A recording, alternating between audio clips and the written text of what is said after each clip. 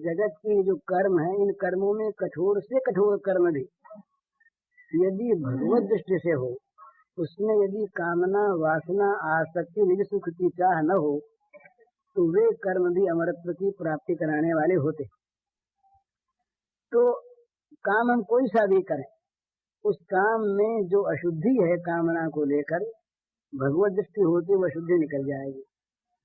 भाई हम ग्राहक को माल बेचते हैं, दुकानदार है, हमारी यदि भोग दृष्टि है तो हम वहां पर इस बात का ख्याल नहीं रखेंगे कि ग्राहक ठगा जा रहा है या नहीं, बल्कि यदि ठगने में पैसा ज्यादा आवेगा हम ठग लेंगे, अच्छा बताकर खराब माल देने में पैसा आवेगा वो कर देंगे, तौल में माप में कम दे देंगे, नमूना दिखाकर घटिया माल दे देंगे, मिलावट कर देंगे, कुछ भी कर देंगे। लेकिन हमारी यदि भगवत दृष्टि है,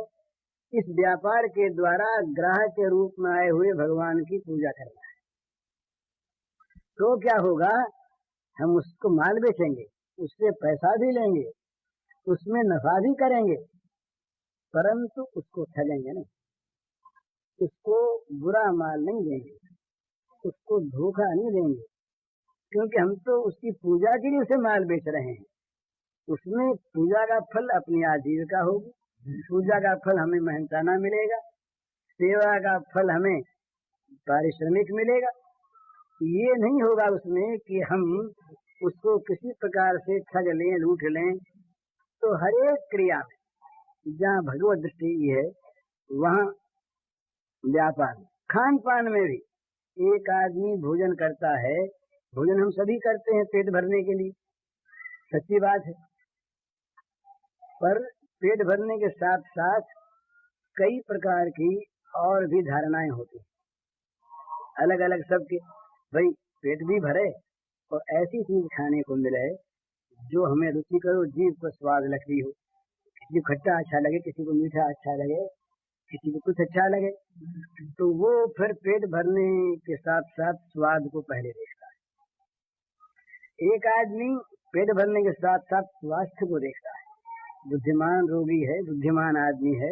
वो देखेगा भाई हम उसकी स्वाद तो है, जीभ को तो अच्छी लगती है, पर इससे स्वास्थ्य बिगड़ता है। तो स्वास्थ्य का ध्यान रखने वाला आदमी जीभ को स्वाद लगने वाली चीज भी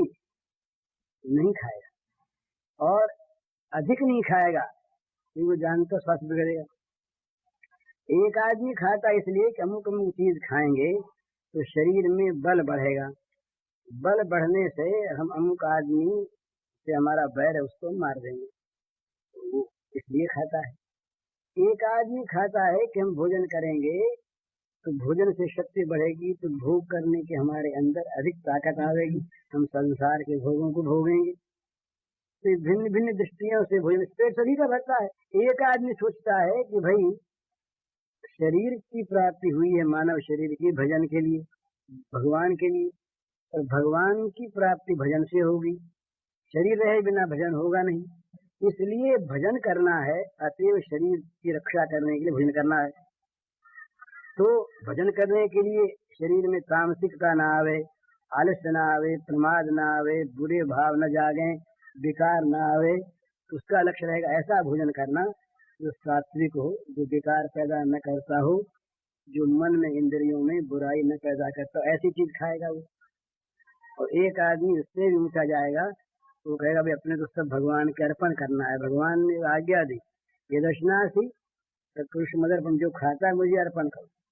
और एक आदमी उससे ऊंचा बढ़ता है, वो कहता है हम तो केवल भगवान हमारे खाने से प्रसन्न होते हैं, इसीलिए हम खाते नहीं, खाने में हमें कोई लालसा नहीं, शरीर भी रहे न रहे। तो खाते सब हैं, परंतु भिन्न भिन्न भावों के अनुसार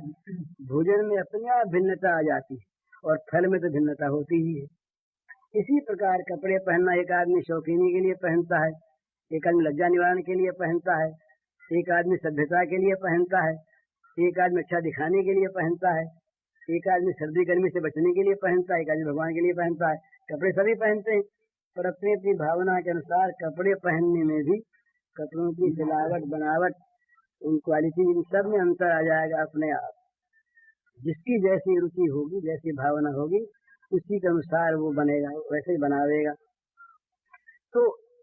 अगर मनुष्य की भगवत दृष्टि हो जाए तो खाना पीना, सोना उठना, व्यापार करना, काम करना, नौकरी करना, अपने पेशे का जो काम सो करना, भजन करना, इन सब में भगवत दृष्टि होने पर जो अशुद्धि है, विष है, वो निकल जाएगा। नहीं तो भजन करने में भी विष रहता है,